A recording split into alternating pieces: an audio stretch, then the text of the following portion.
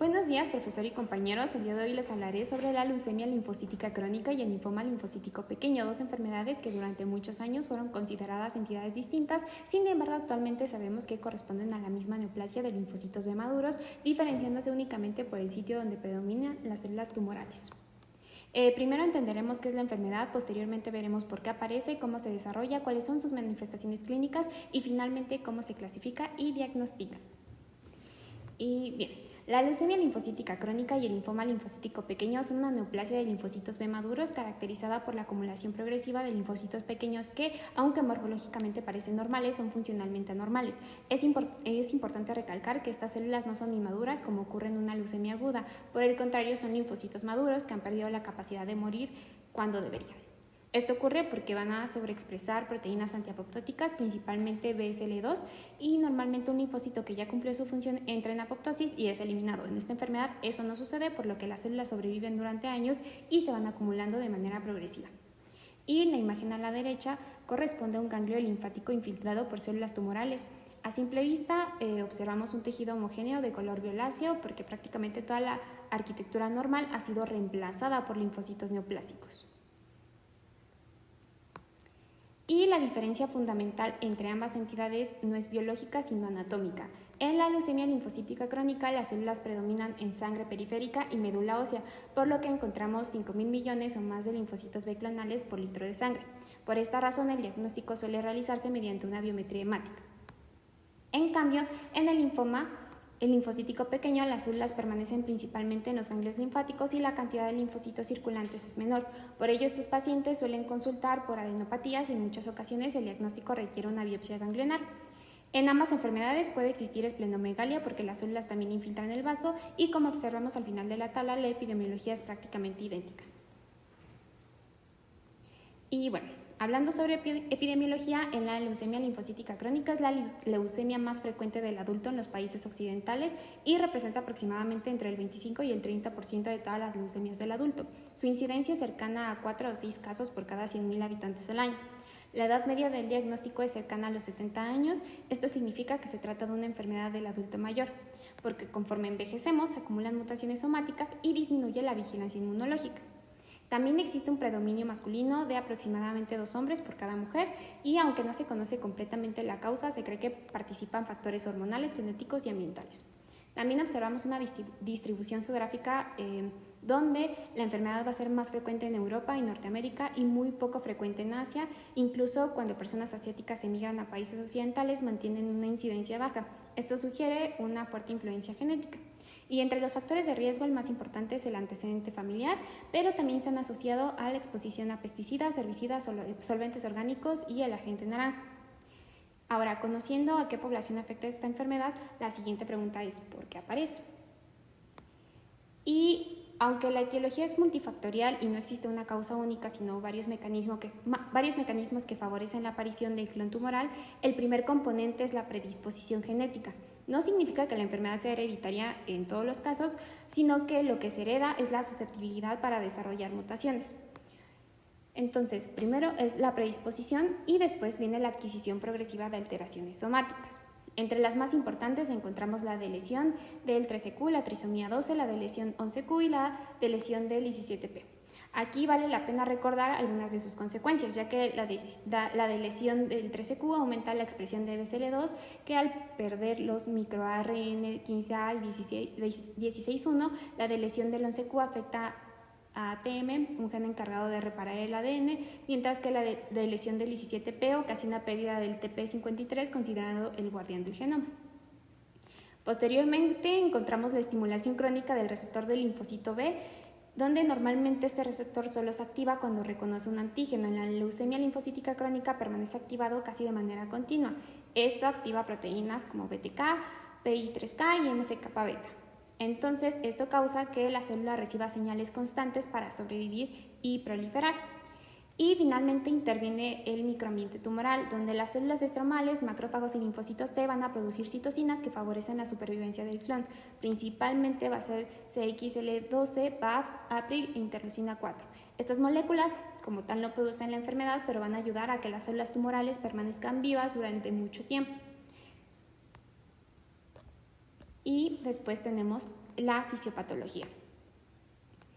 Aquí todo comienza con una predisposición genética sobre la cual se van a acumular las mutaciones adquiridas, como las que ya mencioné, al igual que puede haber otras mutaciones como Notch1 y SF3B1. Estas alteraciones van a favorecer la activación continua del receptor del linfocito B y una vez activado el BCR pone en marcha varias vías de señalización, principalmente BTK, PI3K, AKT y NF-kappa beta. Estas vías aumentan la proliferación, la supervivencia y la migración de las células tumorales. Uno de los efectos más importantes va a ser el aumento del BCL2, que es una proteína antiapoptótica, es decir, impide que el linfocito muera cuando debería hacerlo, por eso las células comienzan a acumularse lentamente. Como consecuencia aparece la expansión clonal, no porque las células se dividan muy rápido, sino porque van a sobrevivir durante mucho tiempo. Y en primer lugar, el microambiente tumoral sigue estimulando el clon mediante 4 citocinas principales, que es CXL2, que va a retener las células en médula ósea y ganglios, BAP, que va a favorecer la supervivencia aumentando BSL2, APRIL, que disminuye la apoptosis y favorece la resistencia, e interleucina 4, que va a incrementar la proliferación y también aumenta la expresión de BSL2. Y ahora observemos las consecuencias clínicas. Cuando los linfocitos infiltran la médula ósea, desplazan progresivamente a las células hematopoyéticas normales. Esto reduce la producción de eritrocitos, plaquetas y neutrófilos, provocando anemia, trombocitopenia y neutropenia. Posteriormente, las células infiltran el vaso, este órgano va a aumentar de tamaño y aparece la esplenomegalia. Cuando el vaso se vuelve muy grande, comienza a secuestrar y destruir células sanguíneas. Este fenómeno recibe el nombre de hiperesplenismo y contribuye a agravar las citopenias. Y finalmente también vamos a tener la hipogamaglobulinemia, que es cuando, aunque existen muchísimos linfocitos B, estos son funcionalmente incompetentes y producen muy pocos anticuerpos. Esto explica por qué estos pacientes presentan infecciones bacterianas recurrentes. Y también podemos ver una activación inmune y disminución del vaso, teniendo como resultado la anemia hemolítica autoinmune y trombocitopenia inmune. Ahora, ya comprendimos cómo se desarrolla la enfermedad, podemos entender su clasificación. Y la clasificación de Rey es la más utilizada en América y evalúa la progresión clínica de la enfermedad. Se divide en 5 estadios. En el estadio 0 encontramos únicamente linfocitosis, en el estadio 1 aparecen adenopatías, en el estadio 2 ya existe infiltración del vaso o del hígado, por lo que encontramos esplenomegalia o hepatomegalia. En el estadio 3 aparece anemia como consecuencia de la infiltración de la médula ósea y finalmente en el estadio 4 aparece trombocitopenia, indicando una infiltración medular mucho más importante. La clasificación de Binet, utilizada principalmente en Europa, es más sencilla, se basa únicamente en 2 criterios. 1, el número de áreas ganglionares afectadas y 2, la presencia o ausencia de citopenias. En el estadio A existen menos de 3 áreas ganglionares afectadas y no hay anemia ni trombocitopenia. En el estadio B encontramos 3 o más áreas afectadas, pero todavía no existen citopenias. Finalmente, el estadio C corresponde a cualquier paciente que presenta anemia o trombocitopenia independientemente del número de ganglios afectados. Y actualmente esta clasificación, que es la molecular, tiene incluso mayor importancia que Ray o Binet porque determina el pronóstico y el tratamiento. Los pacientes con lesión aislada del 13Q o con la región variable de la cadena pesada mutada tienen el mejor pronóstico. La trisomía 12 representa un riesgo intermedio y en cambio la de lesión 11Q y especialmente la de lesión del 17P o la mutación TP53 se asocia con enfermedad agresiva y resistencia a la quimioterapia. Por eso todos estos estudios deben realizarse antes de iniciar tratamiento. Y la sospecha suele comenzar de manera incidental cuando un paciente se realiza una biometría hemática de rutina. En otros casos, el paciente consulta por adenopatías indoloras, esplenomegalia, fatiga, infecciones recurrentes o alguna citopenia. El primer estudio es la biometría hemática. El hallazgo característico es una linfocitosis absoluta persistente y para diagnosticar leucemia linfocítica crónica se requieren 5.000 millones o más de linfocitos B clonales por litro de sangre durante al menos 3 meses. Después realizamos un frotis de sangre periférica. Aquí observamos pequeños linfocitos maduros, tienen un núcleo redondo, muy poco citoplasma y una cromatina extremadamente condensada. Y esa cromatina gruesa es descrita por el Robbins como un aspecto en balón de fútbol, lo que indica que son linfocitos maduros y no blastos. También podemos encontrar las sombras de Gumprecht, que son características de esta enfermedad. Y el estudio confirmatorio es la citometría de flujo, ya que nos permite identificar el inmunofenotipo característico. Las células expresan CD19, CD5, CD23, CD20 débil y CD200. Además, presentan restricciones para una sola cadena ligera, ya sea kappa o lambda, lo que demuestra que todas provienen del mismo clon. Aquí podemos observar cómo se interpreta la citometría. Cada punto representa una célula. Cuando muchas células forman una nube, significa que todas comparten el mismo inmunofenotipo. Aquí CD19 confirma que estamos frente a un linfocito B, y lo interesante es que también expresa CD5, ya que este marcador normalmente pertenece a linfocitos T. Por eso su expresión en una célula B es aberrante y constituye uno de los datos más característicos de la leucemia linfocítica crónica. Y la combinación de CD5 positivo y CD23 positivo prácticamente identifica esta enfermedad. El siguiente estudio es el FISH, que permite identificar alteraciones cromosómicas con valor pronóstico. En el panel A observamos una deleción del cromosoma 17, las señales verdes corresponden al cromosoma 17 y las rojas al gen TP53. Normalmente observaríamos dos señales rojas, aquí solamente existe una, y esto indica pérdida de TP53 y representa el peor pronóstico. En el panel B encontramos tres señales del cromosoma 12, esto corresponde a una trisomía 12. En el panel C observamos una pérdida del gen ATM en el cromosoma 11. El ATM participa en la reparación del ADN, por lo que su pérdida favorece la acumulación de mutaciones.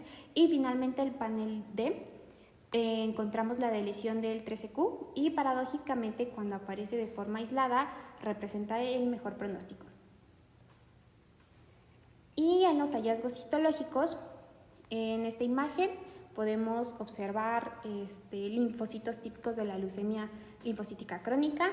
Presentan un núcleo grande con cromatina muy condensada y escaso citoplasma. Y estas estructuras, que son más difusas, son las famosas sombras de Gumprecht, que no son células completas, sino que corresponden a linfocitos extremadamente frágiles que se rompieron durante la preparación del frotis, y su presencia es muy característica de la leucemia linfocítica crónica. De este lado también podemos observar algunas sombras de Gumprecht, y también podemos observar que hay algunos eritrocitos que son anormales. Esto por lo que estábamos comentando en las manifestaciones clínicas, ya que también podríamos tener anemia hemolítica o incluso podemos encontrar esferocitosis. Y de este lado igual son más sombras de Gumprecht.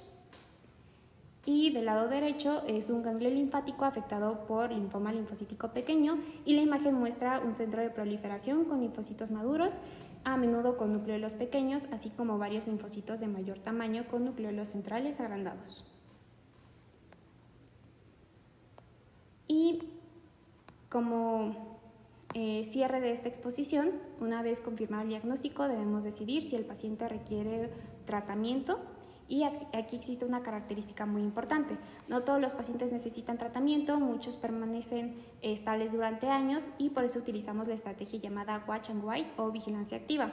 Y solo iniciamos tratamiento cuando aparecen criterios como anemia progresiva, trombocitopenia, síntomas B, adenopatías masivas, esplenomegalia sintomática o duplicación rápida del número de linfocitos.